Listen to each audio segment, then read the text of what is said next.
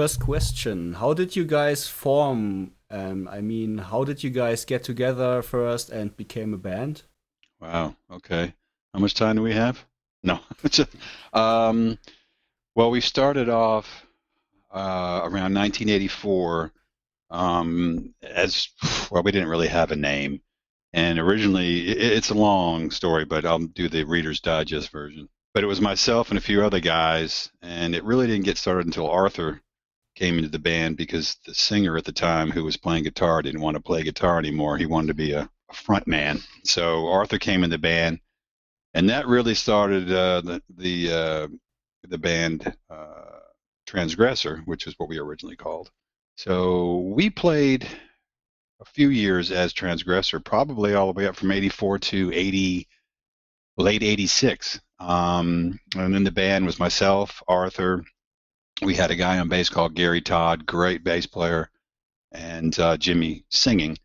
And right before we started recording what would be Live to Die album in late '86, we got Todd Nelson in the band.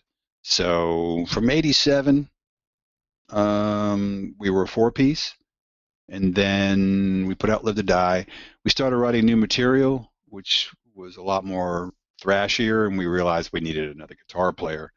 Is when Greg Messick, may he rest in peace, joined the band, and then that was a lineup from like '88 to '91. Hmm.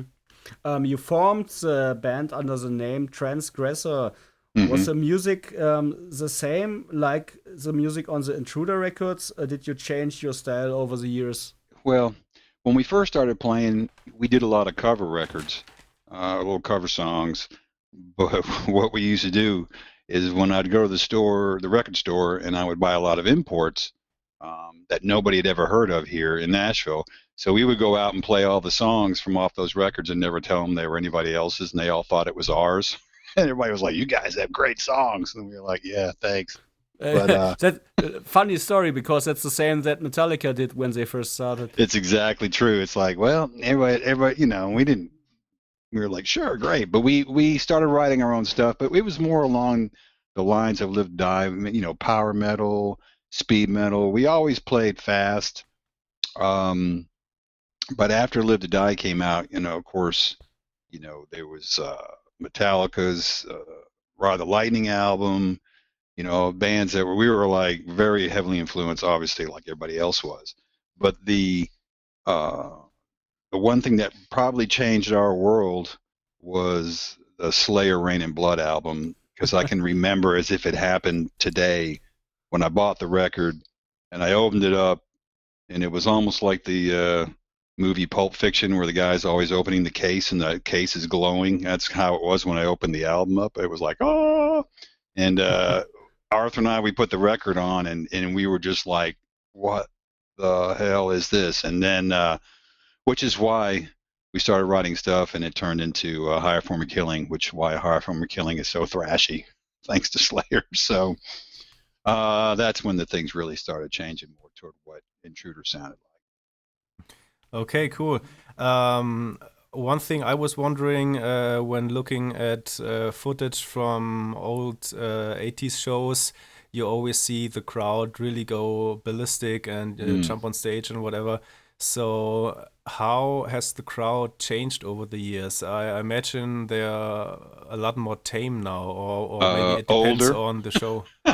Yeah, older definitely older. senior citizens maybe by now. They come up in walkers now.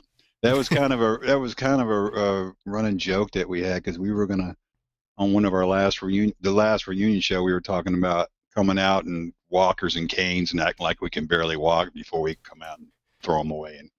But yeah, the crowd obviously is more subdued. I mean, they're still into it the last few reunion shows we had, but a lot more subdued. I think they're worried about, breaking a hip. Yeah. So we in Germany, there's the term that something has arrived in the middle of society. So I think that's the same with metal. So that a lot more accessible now, and you have a broader audience. And back in the day, I imagine you had a lot, troubled people, outsiders, and they Right, were the right. ones who, who really went full on in the Went show. Just tell crazy. it like it is. It just got boring. Got boring. Well, it's just physiology, right? When you get older, you slow down.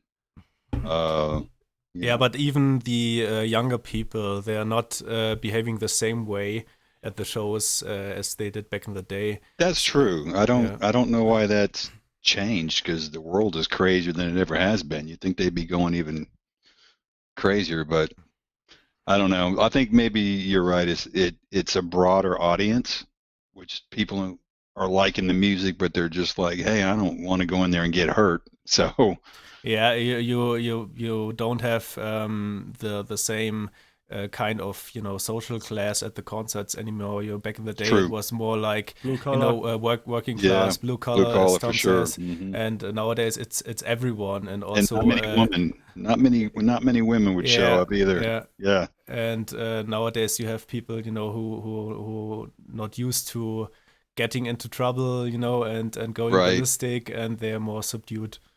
Yeah. Things change. It was fun though. It was fun to have a Um, crowd go crazy. but the crowd was pretty wild at the show in 2005 when you played with us at Titanic City, I remember. That's true. Yeah. Yeah. Yeah. That was good. I remember the bar owner coming to me and saying, Tom, I can't speak any English. You have to tell the singers that they should stop because the disco audience is already coming in and they don't like that kind of music. And your singer was like, Tom, what's wrong? I was, it's okay. You can play another tune.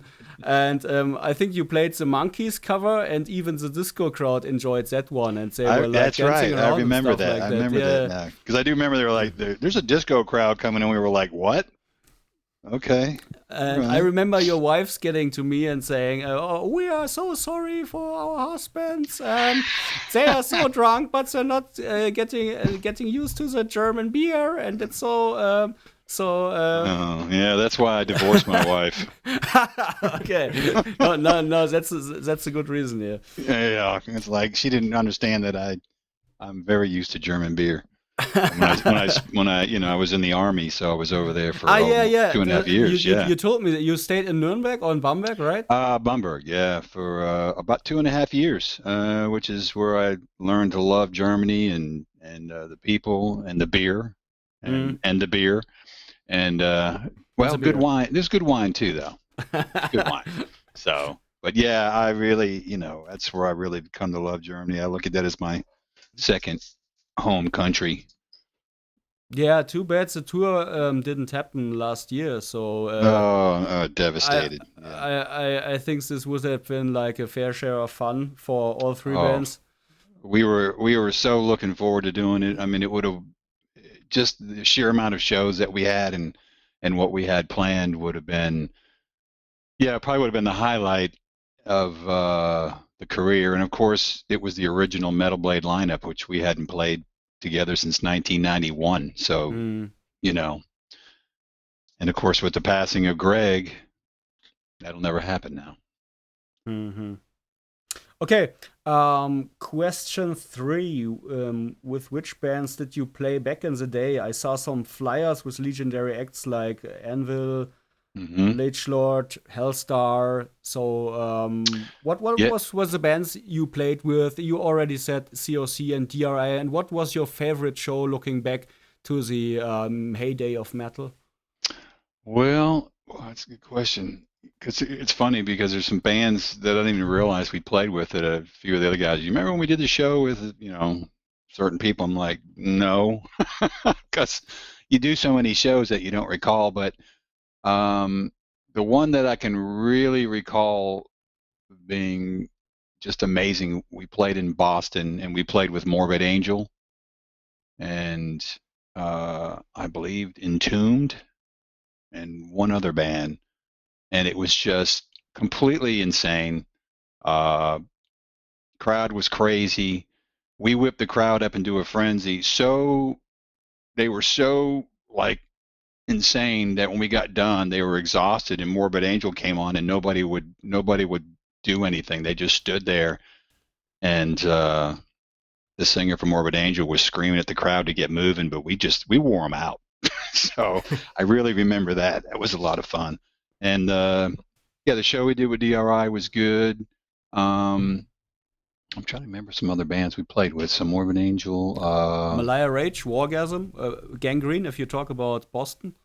Yeah, well, that was on the Higher Form of Killing tour when we played in Boston. So we were doing, Creator. Oh, really? You played with Creator? Down in New Orleans. Was that the Creator and Voivod tour? I don't remember. Again, when you're on tour, you don't even know what's happening, right? You just go every night you're playing a different place. You don't sleep, you don't eat right. So, it's funny, Greg, for whatever reason, he had a memory like an elephant. He could remember not only who he played with, but where. Like you would say, Greg, where were we at November 12th, 1987? He would remember. Then again, he might be making the shit up because we didn't know how to check it. So, but he was pretty good. He could remember everything. So he was like the walking Intruder encyclopedia. But we play with a lot of bands. I mean, Hellstar, we did a complete tour with on the High Form of Killing tour, and that was just. I'd have to say, out of all the bands we played with, that was the most fun, playing with those guys. We just did some crazy stuff. I actually have a pretty good amount of video footage. I had bought a video camera in 1989, and we took it on the road. So one of these days, I need to put that film out there, or maybe not. Yeah, for sure. Yeah, maybe not. Yeah. It might be some stuff we can't put on. Come on. If you have seen the Tankard DVD, you have seen everything that can happen on tour. I don't think anyone can top that one. Which song shall we play first from you guys for the audience? Let's play the title track, I guess, from A Higher Form of Killing. Let's play Killing Winds. Okay. We are now going to play Killing Winds for the audience. Can you tell me more about the music and the lyrics to that song?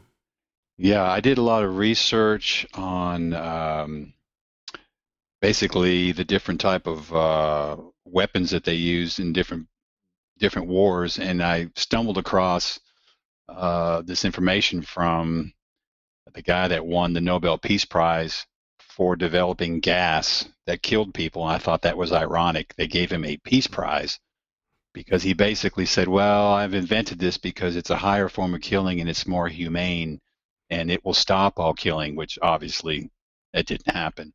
So it just struck me the irony of the stupidity, really, of that. And just when I dug in deeper on how they experimented with that stuff and how they gassed animals and people, and it was just mind-blowing to me. So I had to write about it. So yeah, it's very ironic. Also, people thought the World War One would be the war to end all wars, but that didn't happen, obviously. Exactly. And also Alfred Nobel, after which the Nobel Prize was named, he invented TNT, and he felt so guilty about it that he made up this prize to. Wow, I didn't know that. Wow, yeah. That's interesting. Yeah, he was the guy who invented TNT.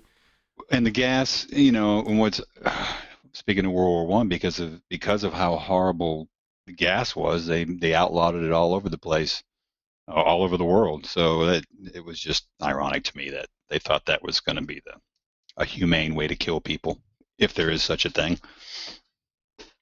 And the music to the song? It's a good question. Jimmy actually came up with the main riff of that song. He came in one day and practiced, hey, I got this riff, and it was so insane and psychotic that even Arthur, who's a fantastic guitar player, was like, what the hell are you playing? So we had a couple other parts of that song that we had just been playing with, and but mainly it's a riff that Jimmy came up with, and I don't know, it's probably very. There's a lot of parts in that song. It's kind of proggy, you know. We kind of look at ourselves as forerunners to prog metal because a lot of our stuff is long and many parts and different time signatures. So, you know, I think more so maybe on Psycho Savant, but I think that one, Killing Winds, is got a lot of mix of everything. Okay, here's Intruder with Killing Winds. Okay, we now go to the next question. All right. You were on tour when Metal Blade dropped you guys. Was this a reason for the first split? Well, you know, we have never to this day got a real answer why that happened, but you're right. We were halfway through the Psycho Savant tour, and we actually had just got in the top 10 albums on the college music journal, the CMJ charts, and we were all excited. It's like, oh, we hit the top 10, and all of a sudden our manager came and said, hey, Metal Blade has dropped you. And we were like, it made no sense to us. I think it was more political than anything else, obviously, because it wasn't record sales at all. At the time, I think our manager was fighting with Metal Blade a lot, and that's about all we know. We've never really got a straight answer from anybody. It was unheard of. Nobody had ever heard at that time of a band being dropped in the middle of a tour, which is super unusual. You know, usually would kind of wait till you're done. So it was a bad time for the band because then when they dropped us, they cut all tour support. So we actually we kept the tour going and out of our pocket. So we ate a lot of. Yeah, I know that one. Yeah. So, you know, a lot of eating crappy food, and yeah, it was tough. Yeah, for sure. But we have good news because your Metal Blades records will be re-released. Yes. Or yes. already re-released, and that's the final question. Okay. Please tell us more about the re-release of the classic Intruder records. When do they come out? On which label? And how can we get our hands on them? All right. That's 3 questions, I think. All right. Let me. I think I already had a few. I'm not so good at counting. That's Lucas' thing. Yeah, no problem. Yeah, the 3 albums have come out. They're available. They are on the Lusitanian record label out of Belgium. I've been working with, and you know, I'm not going to pronounce his name right. It's pronounced, well, it's spelled Joao, so I'm not sure how you would say that. I think it's Joao. Joao, okay. So Joao with Lusitania had got a hold of me, and he said, hey, we made a deal with Metal Blade, and we want to re-release the 3 Metal Blade albums, which I was just blown away, because I'm always amazed that 30-something years later that, you know, people are still interested in the band. Stood the test of time, the record. For sure. You know, it's a great feeling. So he wanted to do it in digipack, which we never had done before. It was always in the hard CD label, the CD covers.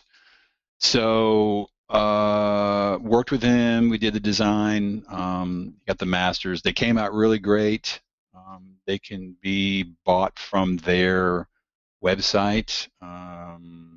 If you go to our Intruder Facebook page, there's a link to it. Also, they will be doing vinyl for Psycho Savant and Escape from Pain in the near future for those people that buy Any vinyl. bonus tracks on that record? No, we don't really have anything, and sadly, I mean, the albums were mastered for vinyl and CD, but the original tapes for all the Intruder records are gone or lost. So we don't have any of the original tracks. or anything like that, which is still kills me to this day, unfortunately. So no bonus tracks, but it's mastered for this, the vinyl and the CD. But so the vinyl's coming out, and then also, which we haven't announced on our Facebook page, so you guys will be the first one to announce it. We did a deal with them, and we are doing a CD and vinyl for Live to Die. So that sounds great. Yeah. Yeah, good news. like I said before. Okay, you can play one more Intruder song from all 3 records or the EP. Which one do you want to play? And the same question like before.